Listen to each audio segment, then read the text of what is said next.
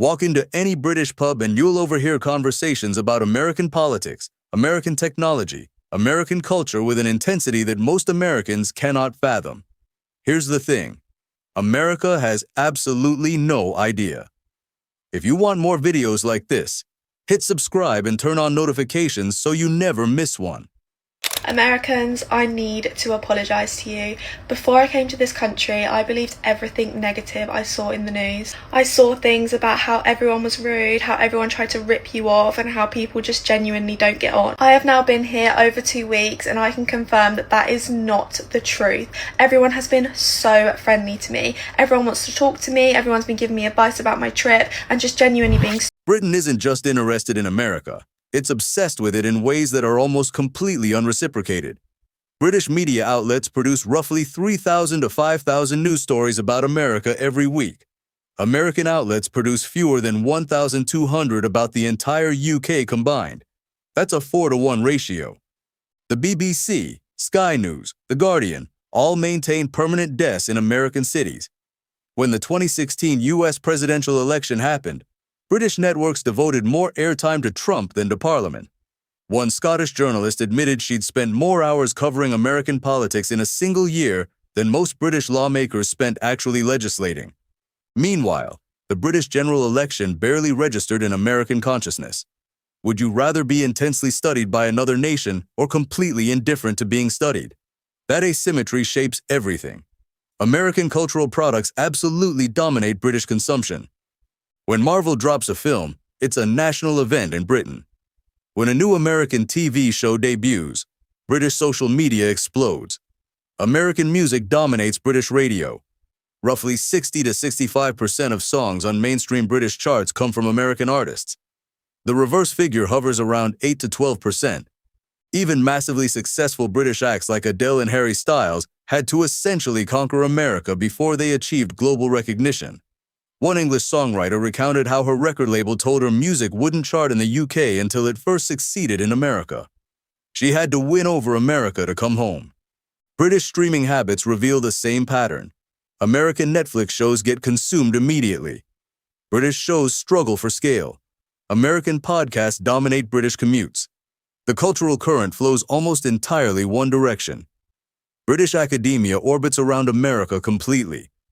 The dream for countless British university students isn't Oxford or Cambridge. It's Harvard, Yale, Stanford, MIT. British institutions fund research to engage with American intellectual production. British academics publish in American journals, seek postdocs at American universities, and build careers by engaging with American scholarship. Meanwhile, American universities treat contemporary British intellectual work as peripheral. British historians and philosophers are studied historically, but rarely engaged as contemporary voices. One British academic described it as having a one-sided conversation with someone who isn't quite listening. You pour your thoughts into the space, but the other person is absorbed in their own reflection. The economic dimension is equally striking. British financial markets watch the S&P 500 like a person watches their own pulse. This is, okay, so apparently this is it shrimp? Yeah, shrimp with grits, apparently. And this is the grit. That's it? Okay. Never tried this before.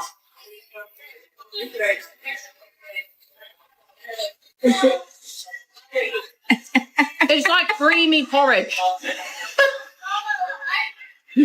With cheese. With cheese. Yeah. It's good, isn't it? And it's butter. good. It's interesting, for sure. A Federal Reserve decision ripples through London immediately. American companies dominate British commerce. American consumer brands are ubiquitous. Meanwhile, how many British brands command significant shelf space in American supermarkets? Twinings tea, Cadbury chocolate, maybe some premium imports. That's essentially it. British food culture, once a source of pride, has been reshaped by American coffee culture, American fast casual dining, American barbecue dominance. Something very American I love doing as a French girl. I'm taking this guy to a trip. This is so exciting. I feel like I'm going to Disneyland.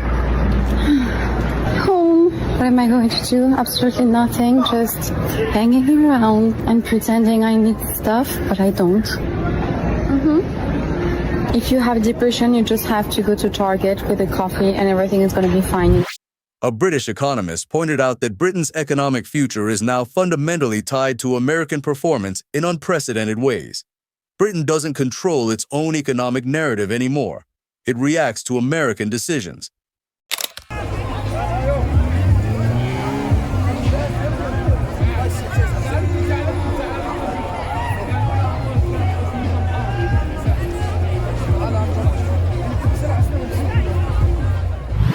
British young people are growing up in a media environment where American culture is the default. They watch American television as a matter of course. They follow American influencers casually, as part of their normal media diet. American cultural products often feel so universal, so polished, that it never occurs to them to categorize them as American at all. They're just culture. One British teenager described shock at realizing most of her favorite musicians and filmmakers were American. That's the ultimate achievement of cultural dominance. It becomes invisible. I just got to America. I'm going to try Chipotle for the first time. Oh my gosh, I'm so excited. I've been seeing this forever and I've wanted to try it for so long. Let's see what they have. Chipotle. I guess I get the okay, so there's frozen chicken and then a bowl. I would like a bowl, please. A chicken one. American products feel like the default setting rather than American cultural imperialism. British tech entrepreneurs want to build companies in Silicon Valley or get funding from Silicon Valley investors. British technology workers aspire to jobs at American tech companies. British universities compete frantically to feed talent to American firms. Meanwhile, the British technology sector struggles to scale globally without American investment or acquisition. The narrative arc for British tech is almost always create something, get acquired by an American company, or fail. This creates a brain drain not of people, but of capital and ambition. And then stop. Stop. Oh my god. That is so... Oh my gosh, it tells you the calories too. I didn't expect all those flavors. That is so fun. All right, let's try this. We're in Frontier, by the way. Let me see. Oh my god, that's actually... The best British ideas get Americanized because that's where the scale lives. British fashion is genuinely innovative. Yet most British designers aspire to establish themselves in New York or Los Angeles. London Fashion Week matters, but New York Fashion Week matters more. A British designer might create something revolutionary, but until an American market or American influencer endorses it, it doesn't achieve real cultural impact. British fashion influencers feel the need to wear American brands to seem credible. British writers aspire to publish with American publishers. British actors aspire to break into Hollywood. The ambition flows almost entirely toward America. American theme parks are next level. We've just got off the Mr. Freeze ride behind me at Six Flags in Dallas. But look how big some of these rides are. Look how far up that goes. It's absolutely incredible. It's bigger than any rides they have in the UK. And I actually think British political discourse is saturated with American reference points. British politicians reference American precedent constantly. British think tanks echo American ideas. British conservative movements mirror American conservatism. British progressive movements take their cues from American progressivism. Yet American politicians rarely reference British precedent, even when Britain faced these problems first. Austerity originated as British policy before becoming American framework. Yet few Americans know the British context.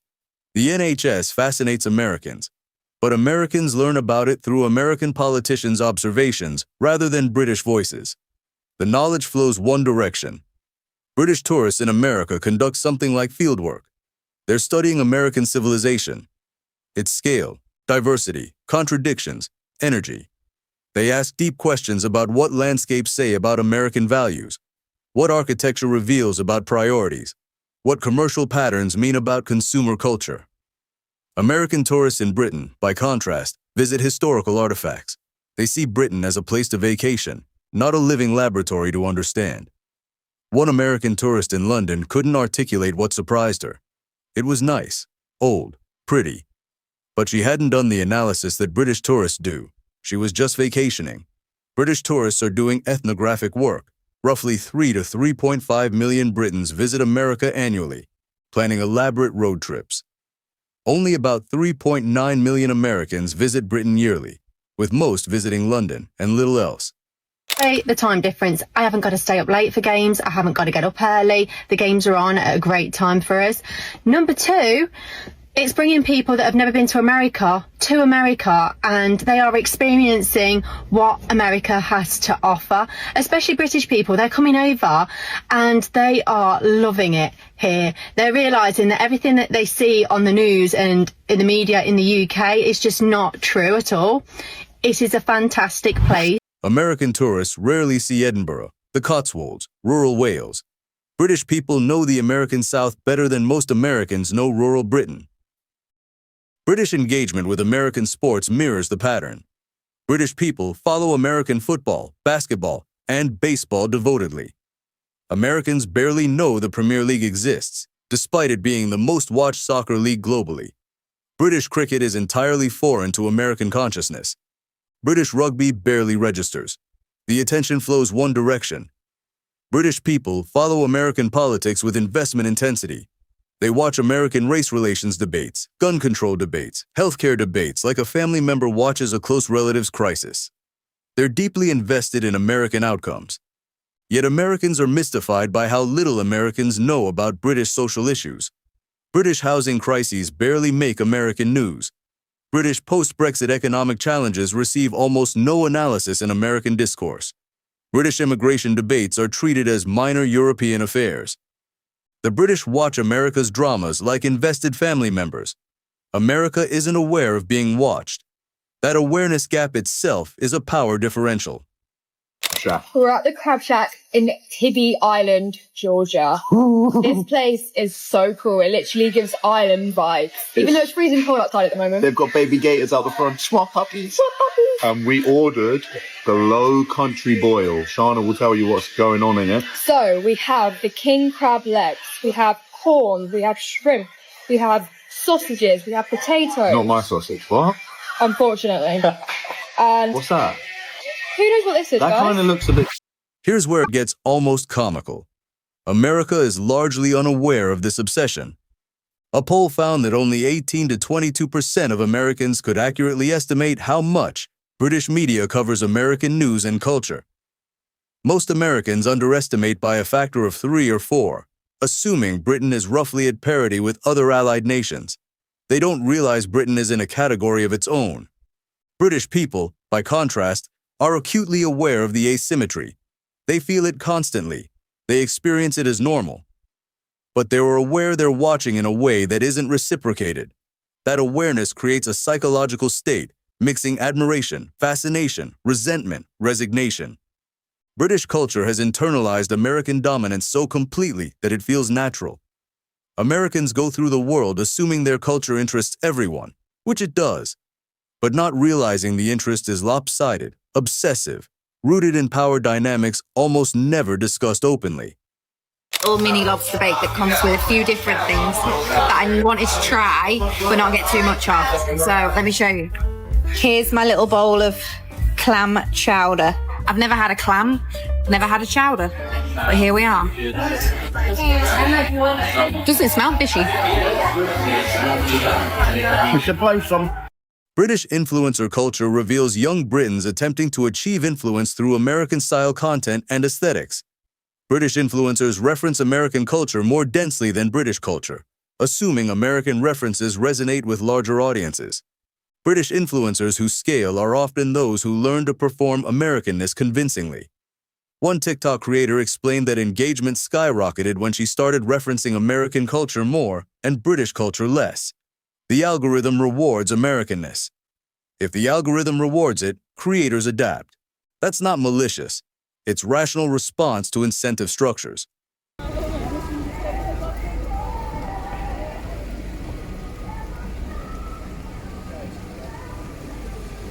The patriotic dimension is where asymmetry becomes poignant. British people are genuinely proud of Britain, but that pride coexists with resignation about Britain's place in a world shaped by American power. Britain invented the Industrial Revolution, built the largest empire history has seen, was the undisputed superpower for centuries. Now Britain is a deeply engaged audience to American superpower. The pride remains, the agency has shifted. Americans, by contrast, are proud without comparative loss. American patriotism assumes automatically that America is the world's center. That assumption feels so natural it barely registers as assumption. It's just how things are. British professional ambitions reveal the pattern clearly. British people want to work for American companies more than British companies. British entrepreneurs dream of raising venture capital in Silicon Valley. The financial and technological future, from a British perspective, is overwhelmingly American. One English tech entrepreneur spent months in San Francisco pitching to American VCs before realizing she could have raised far more capital from British investors had she marketed differently. But the prestige doesn't flow that way. But anyway, they're kind of like ourselves. But I could die happy if I could just eat biscuits the rest of my life. But yeah, very happy person. British tourism consumption patterns show similar dynamics. Americans rarely consider British universities with the same intensity that British students consider American ones. American students might visit Oxford as tourists, but the ambition doesn't flow that way. The prestige hierarchy is set. America sits at the top, unchallenged and largely unaware of its position. Meanwhile, British young people dream of studying in America as the pinnacle of educational achievement. American news outlets assign far fewer foreign correspondents to Britain than British outlets assign to America. When British floods threaten Devon, coverage is localized. When American hurricanes threaten Florida, British news provides comprehensive coverage for days.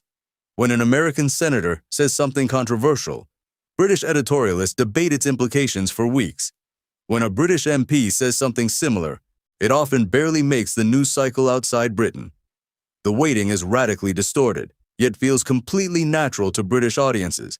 It feels like the way news works. The pattern extends to consumer behavior.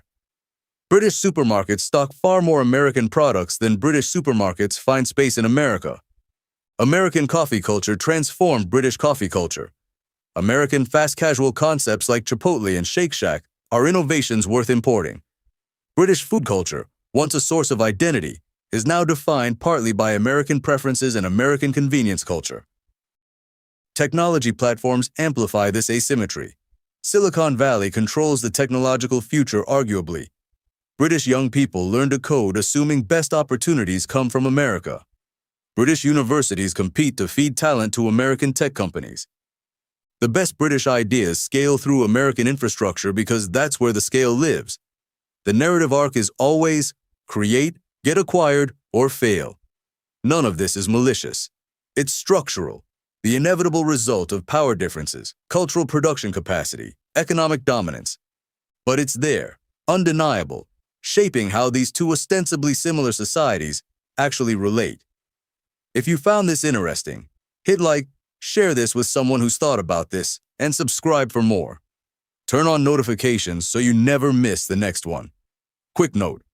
This video synthesizes analysis from publicly available media reports, social media observation, tourism statistics, and academic research on cultural exchange and soft power.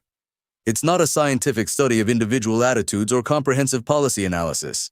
It's a synthesis meant to spark conversation about how different societies experience each other.